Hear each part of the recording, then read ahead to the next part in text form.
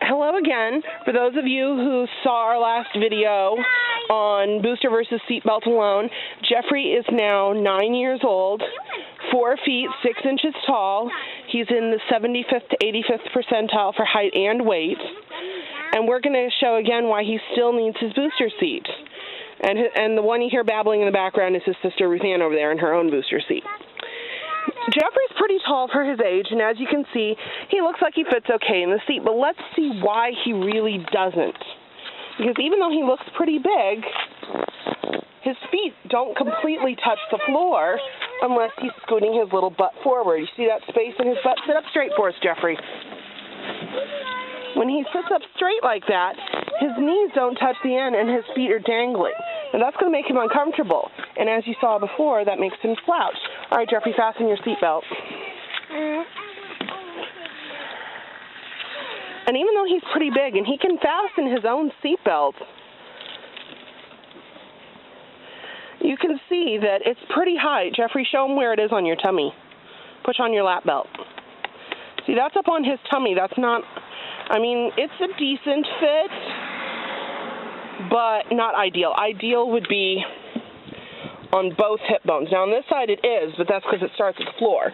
On this side, you're seeing it up on that soft tummy, and that's not good. Yeah. Also, with the shoulder belt, you're seeing it cut into his neck, and that's not going to be comfortable. Jeffrey, what would you do to make that comfortable?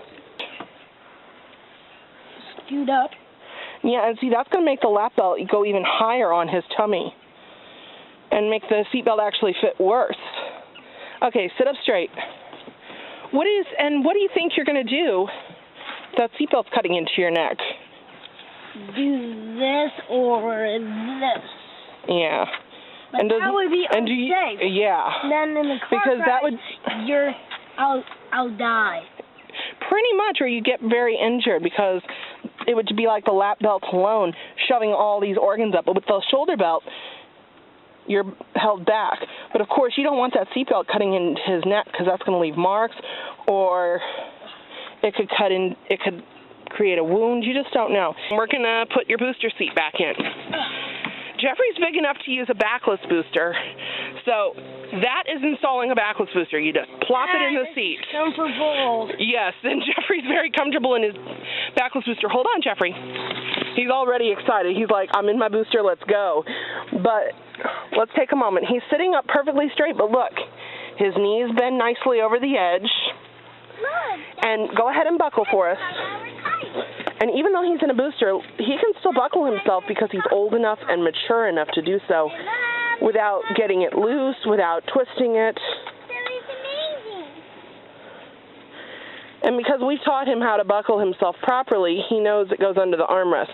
In fact, even his 6-year-old sister, she needs a little help tightening it just because of how her booster is, which Jeffrey usually helps her with.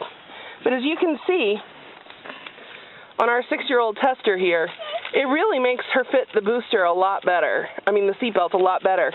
And she knows that she needs that booster. She also knows that if she wants to bend like that and reach and get something, she better do it before I start the car. That's another story. Now, as you can see with his booster, the lap belt is not only on his hips, it's touching his thighs. It's almost completely on his thighs. That is a really ideal fit for a child. Honey, your seatbelt's snug. It's okay. Jeffrey has the compulsion to constantly tighten it because he's very safety conscious. Yep. It also makes the shoulder belt hit between his neck and his shoulder, crossing his clavicle. So you know that that's going to keep him steady in a crash. Now, we do have an adjustable shoulder belt, and I usually adjust that just because, just like on an adult, you would want that as close to the shoulder as possible, but between the shoulder and the ear. So by lowering that shoulder belt, I'm just making it fit him more like an adult would. Yep. And Jeffrey's going to stay in this booster until he passes the 5-step test, which is being able to sit all the way against the back, with his knees bending properly over the edge, his feet touching the floor, and the seatbelt fitting him just like it does now in the booster, but you'd have to do that without the booster. And Jeffrey's very happy and comfortable in his booster seat. Most kids Jeffrey's age are not riding in a booster seat. The law in Virginia, where we are, is 8 years old and 80 pounds. But Jeffrey knows. Jeffrey, how long do you need to be in that booster? until I'm the exact same height as my brother. Well, yes, brother in question is 5'4", so that's overshooting it a bit. But Jeffrey, do you need to sit in this booster until you're a certain age or until the seatbelt fits right? Until the seatbelt fits right. That's right. And the knees bend properly. Yes. And my feet touch the ground. Yes, because that'll help you keep comfortable and avoid slouching. Jeffrey remembers the rules about as well as any adult could. Well, so teaching your kids to be safe is really a very easy thing. And say bye, Jeffrey. Bye. Say bye, Ruth Ann. Bye. Hasta la vista.